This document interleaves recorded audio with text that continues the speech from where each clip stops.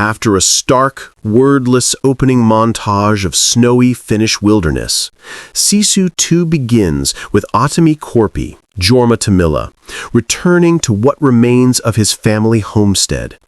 The winter light is thin and gray, casting long shadows across the ruins. The charred wood frames, the collapsed rafters, and the scorched stones are all that's left of the place where his wife and young daughter once lived. Atami walks slowly through the debris, his battered face unreadable, his heavy breaths visible in the cold air. He kneels, touches the burned floorboards, and lets his gloved hand rest there as the distant echoes of gunshots and the faint memory of screams slip through his mind. This is the emotional foundation of the story. Not a man seeking gold like the first film, but a man seeking to reclaim what war stole from him. He begins dismantling what's left of the home with meticulous care. Every plank is lifted gently, almost reverently, as though he is rescuing fragments of memory from the mouth of death. After hours of dismantling, he loads the materials into an enormous cargo truck.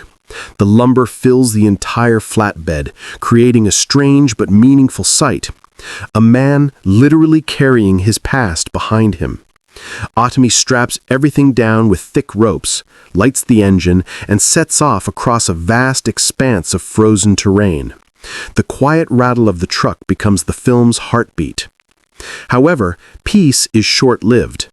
News travels quickly across post-war Europe, and a whispered name, Atami Korpi, resurfaces among Soviet forces. Word reaches Igor Dragunov, a feared Red Army commander who committed unspeakable war crimes and who, the film reveals, orchestrated the destruction of Atami's family. Dragunov believed Atami died long ago. The revelation that Atami survived enrages him, not only because it undermines his reputation as a ruthless butcher, but because Atami's existence threatens to expose his crimes to the new Soviet leadership. Dragunov mobilizes his remaining loyal soldiers and starts hunting Atami across the borderlands. Atami, meanwhile, continues his journey, stopping occasionally to repair the truck or gather supplies. In one memorable early confrontation, a small Soviet scouting group tries to block the road. Atami accelerates, plowing through their barricade and sending debris flying. What follows is a close-quarters combat sequence that showcases his brutal efficiency. He uses a broken axe handle, a length of Dragunov begins torturing Atami, convinced that he can finally crush the legendary warrior.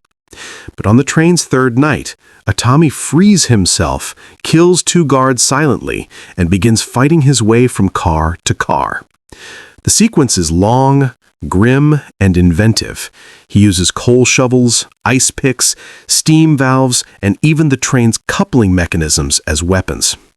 As he nears the front, Dragunov hijacks the locomotive, killing the KGB officers on board and isolating the engine car. This leads to the film's most outrageous moment, Atami discovering a ballistic missile being transported in one of the train cars. In a moment of pure Sisu logic, he rigs the missile to fire while standing on it. The missile blasts through the front of the train, propelling Atami like a human warhead directly toward Dragunov. The commander tries to shoot him out of the sky, but Atami lands on him, and the resulting explosion consumes Dragunov in a blaze of poetic justice. When the chaos ends, Atami is launched into a snowbank dozens of meters away. He wakes hours later, limping but alive, and begins the long walk back toward Finland. Eventually, he pulls the remaining planks of his old home out of the derailed train cars and transports them across the border using a horse-drawn sledge. The final sequence is quiet, almost spiritual. Atami returns to the site of his ruined home and begins rebuilding. Hammering each plank back into place, he recreates the walls not just physically, but emotionally, restoring the ghosts of his past, honoring his family, and reclaiming his humanity. A group of Finnish villagers eventually approaches, silently offering tools and their labor. Atami looks at them with weary gratitude, accepts the help, and keeps building.